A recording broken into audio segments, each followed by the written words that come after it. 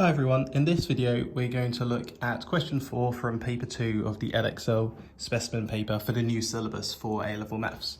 And this question is all about functions. So we've been given two functions, f and g, where f of x is e to the x and g of x is 3 ln x.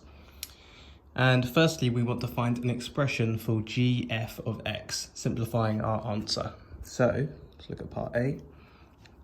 So let's write that down, gf of x. Now what does that really mean?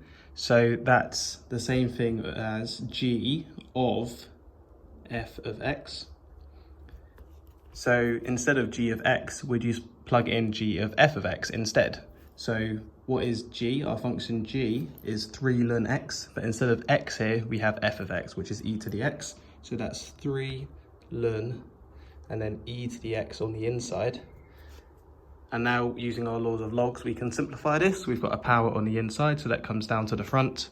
And then ln e is just 1. So this is just equal to 3x. So this is our simplified version.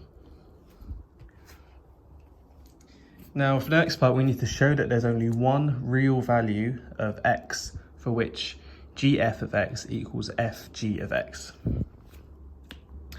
So firstly, we need to write down what fg of x actually is. So fg of x. So similar to before, we can think of this as f of g of x on the inside, which is e to the power g of x. So e to the power 3 ln x.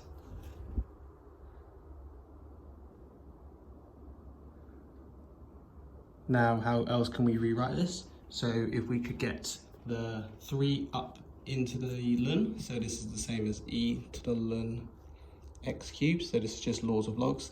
And now because e and ln are inverse functions, this is the same as just x cubed. So we've got our two functions here and here, and we're told that we need to set them equal to each other and show that there's only one real value of x which satisfies it. So what does that mean? So we've got x cubed equals 3x. So this is the same as x cubed minus 3x equals 0. Now we can start to factorize this, so we can factor out an x, which leaves us with x squared minus 3 is 0. And lastly, we can use a difference of two squares to factorize this. So this is x plus root 3 and then x minus root 3. So what's our three potential solutions? Well, we could have x equals 0, x equals minus root 3, or x equals plus root 3. Now, we need to be careful. We're told that there should only be one real value of x which satisfies this. And how can we check it? Well, look at these two here. Our function g of x is only defined for x positive. So x here is 0 and x is negative. So these are not solutions.